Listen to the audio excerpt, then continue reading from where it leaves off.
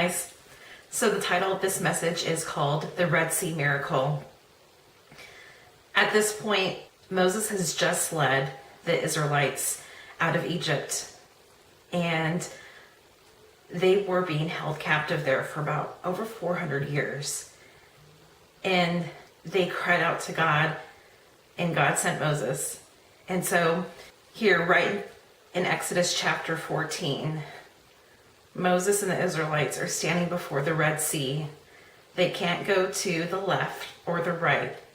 They can't go behind them. They can't walk back because Pharaoh and his army are now chasing after them, and they want to bring them back to Egypt.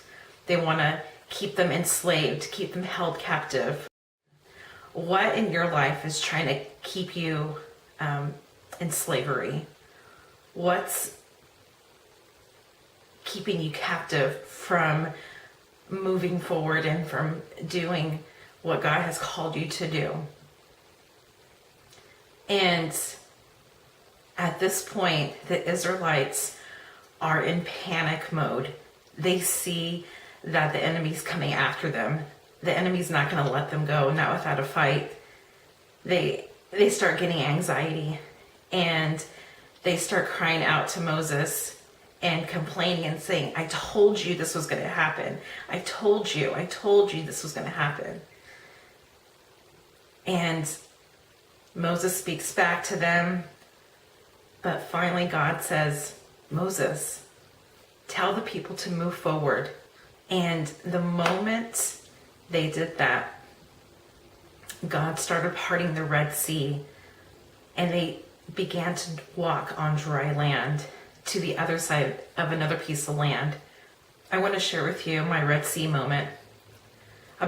I was about 24 years old, and I was working full-time for an HMO in the pharmacy, making really good money, benefits. However, my heart's desire was to be home with my kids.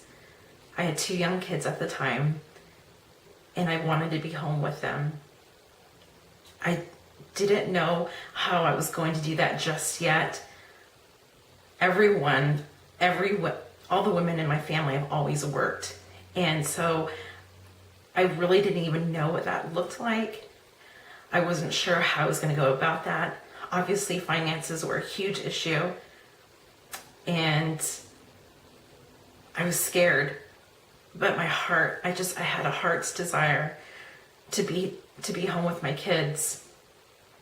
And thankfully, I had lots of women in my life who encouraged me, prayed for me, who had gone through these experiences as well. However, it wasn't enough. I still didn't have the confidence that I needed to move forward. And I ended up going to a women's conference for a weekend at Shell Beach. The guest speaker was amazing. She spoke to my heart too. But again, it wasn't enough. And at that point, I became so frustrated that I needed an answer, and I was becoming more and more frustrated.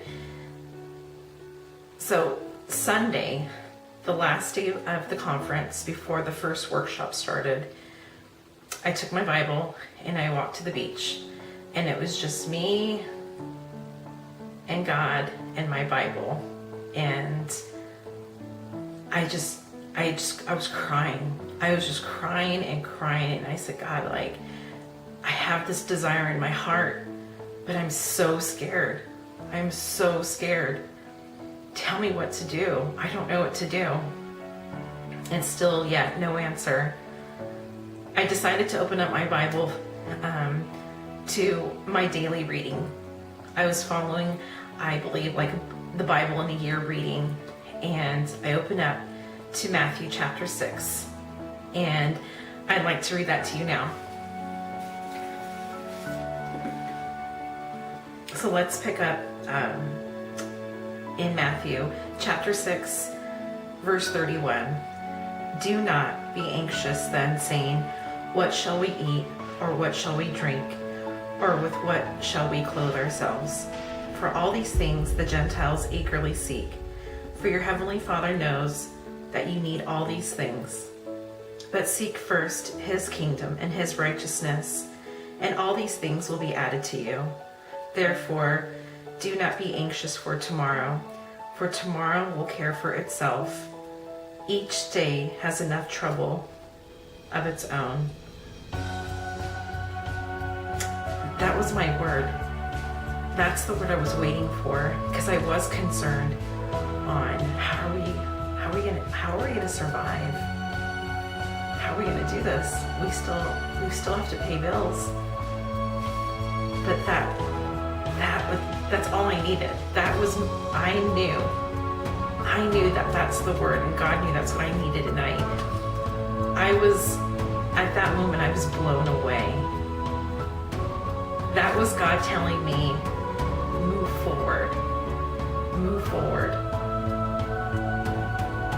And I could not contain my excitement. I was so excited. I just couldn't believe that God spoke to me through his word. That was my Red Sea moment.